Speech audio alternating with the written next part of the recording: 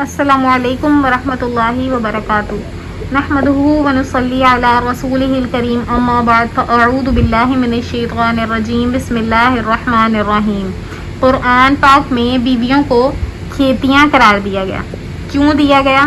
قرآن پاک کا اعجاز ہے کہ اس پر جتنا غور کیا جائے اتنے ہی مفاہیم سامنے آتے ہیں۔ ہمارے یہاں اس آیت کو عموماً میاں بیوی کے جنسی تعلقات کی حد تک ہی محدود کر دیا جاتا ہے۔ یقیناً سیاق و سباق کے ساتھ دیکھیں تو حکم ایسا ہی ہے، لیکن سوال یہ ہے کہ اسے بڑے کینوس پر کیوں نہیں دیکھا جاتا۔ پہلے تو سورہ بقرہ کی آیت میں دیکھیں، نساؤکم حرث لکم فأتوا حرثکم انی شئتم، اس کا ترجمہ ہے تمہاری عورتیں تمہاری کھیتیاں ہیں، جس طرح چاہو اپنی کھیتی میں جاؤ۔ مجھے اس سے اختلاف نہیں کہ یہاں اسلام خانگی الجھنوں کو دور کرتے ہوئے رہنمائی کر رہا ہے، لیکن غور کریں کہ کھیتی ہی مثال کیوں دی گئی۔ یہاں لفظ کھیتی نے مجھے سوچنے پر مجبور کر دیا، تمہاری عورتیں تمہاری کھیتیاں ہیں۔ زیادہ تر علماء کرام یہاں بھی کھیتی کی مثال اولاد سے تعبیر کرتے ہیں۔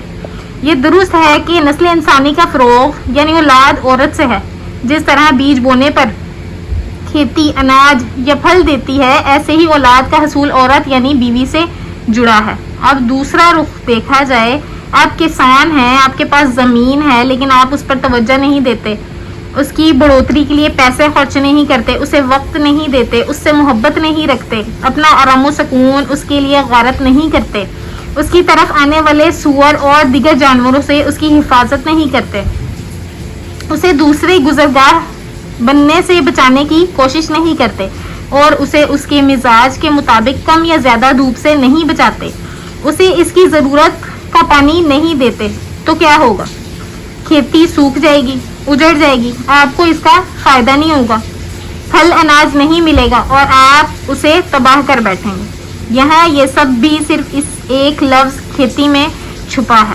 آپ شادی شدہ ہیں تو آپ کی بیوی اس کھیتی کی طرف آپ کی توجہ چاہتی ہے، وہ چاہتی ہے کہ آپ ہر بات بھول کر اس کے نخرے اٹھائیں، اس سے توجہ دیں، اس سے محبت کا اظہار کریں، ہر روز اس کے پاس بیٹھیں، اس سے بات کریں، اس کی ضروریات کا خیال رکھیں، اس کی محافظ بنیں، اس پر پیسہ خرچ کریں، اس کے تحفظ کے لیے دوسروں کے سامنے کھڑے ہوں، اس کی طرف دیکھنے والے سوروں کو مار بھگائیں، اسے خوش دیکھنے کے لیے، اس کے آرام و سکون کے لیے اس پر مال خرچ کریں۔ جب آپ اسے یہ سب مہیا کریں گے تو یقیناً وہ ہری بھری رہے گی اور اس کا لہلہانا آپ کے لیے ہوگا، اس کا دل خوش کریں۔ لیکن اگر ایسا نہیں کریں گے تو وہ مرجھا جائے گی اور اسے دیکھ کر آپ کا بھی منہ بن جائے گا۔ یہ فطرت ہے، یہ قدرت کا اصول ہے، یہ قرآن کی آیت مبارکہ کے ایک لفظ میں چھپی حقیقت ہے۔ جزاکم اللہ خیرا کثیرا۔